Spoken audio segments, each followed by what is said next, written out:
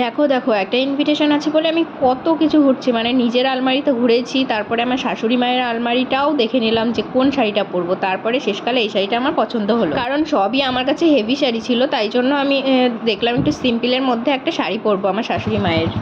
Hello.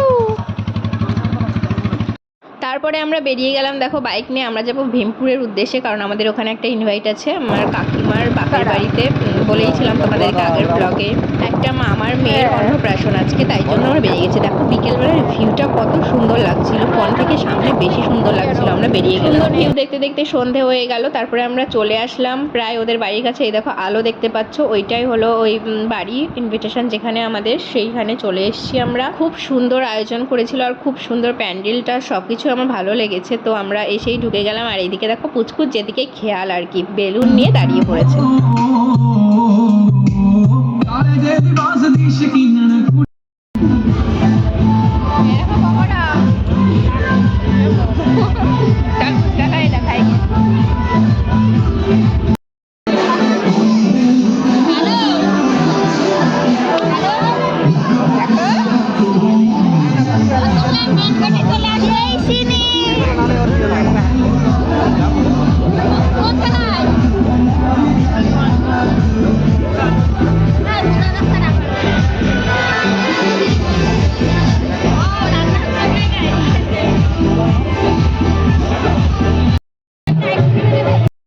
আর এইদিকে আমরা পুচকুটাকে কোলে নিয়ে একটু ছিলাম, এদিকে মোমো খেয়ে নিয়েছি, একটু পকোড়া খেয়ে নিয়েছি। দেখো কী কী স্টল ছিল, pakora, coffee, momo, ice cream, phuchka, cold drinks. আর আমি শুধু মোমো খেয়েছি, পকোড়া খেয়েছি, কফিটা খাইনি কারণ প্রচণ্ড গ্যাস হয়ে যাবে পকোড়া খাওয়ার পরে, ওই জন্য। তারপরে আমরা তাড়াতাড়ি খেয়ে আবার বাড়িতে চলে যাবো, ওই জন্য আর বেশি কিছু খেলাম না। পকোড়া খেয়েছি, মোমো খেয়েছি, ফুচকা খেয়েছি। আর আমাদের ফুচকুটাও পকোড়া খেয়েছিল, কোল্ড ড্রিঙ্কস খেয়েছিল। এই দেখো আবার পকোড়া খাচ্ছিলাম, মানে পকোড়া অনেকগুলোই খেয়েছি। এদিকে ফুচকু খেয়েছিল, পকোড়া, কোল্ড ড্রিঙ্কস নাও মাজা খেয়েছিল, আমি খেয়েছিলাম কোল্ড ড্রিঙ্কস। আর এদিকে দেখো পুচকু আবার আইসক্রিম খাচ্ছে, ওই আইসক্রিমটা পুরোই খেয়ে নেবে, আমি চাইছিলাম তো আমাকে একটু দিল, খেয়ে নিলাম। যাই হোক ওর বাবাও একটা আইসক্রিম নিয়ে বসে পড়লো, ওর ভাবলাম বাবা ছেলে মিলে আইসক্রিম খাক, এদিকে আমি একটু পিক তুলে আসি। এদিকে আমি একটু সেলফি তুলে নিলাম, আর চিনিকে নিয়ে, মানে যার আজকে অন্নপ্রাশন তাকে নিয়ে একটু ছবি তুলে নিলাম ওখান থেকে। দেখো কি করছে, মিষ্টি দেখতে আর খুব শান্ত, একটুও কান্না করেনি, ও সারাদিন খুব এনজয় করেছে বলতে গেলে, আর খুবই ভালো মানে সার্ভিস দিয়েছে অন্নপ্রাশনে। এদিকে আমি চলে আসলাম, আবার কটা ফুচকা খেয়ে নিলাম। ফুচকা খেয়ে নিয়ে ভাবলাম ফুচকাটা ছাড়বো না, ফুচকা খেয়ে নিয়ে একটু বসে নিই, তারপর কোল্ড ড্রিঙ্কস খেয়ে নিয়ে তারপরে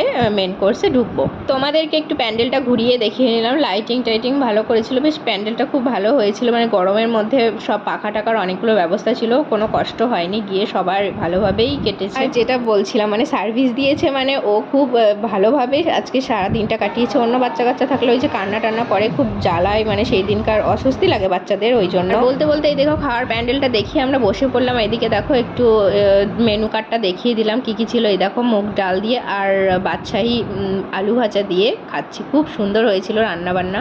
আর গরমে বুঝতেই পারছো মানে ডালটাই শুধু খুব ভালো, লেবু দিয়ে একটু ডাল দিয়ে আলু ভাজাতে খেয়ে নিলাম। তারপরেই চলে আসলো পাবদা মাছ ছিল, পাবদা মাছটাও খুব সুন্দর ছিল, তোমাদেরকে সবটাই দেখাবো। দেখো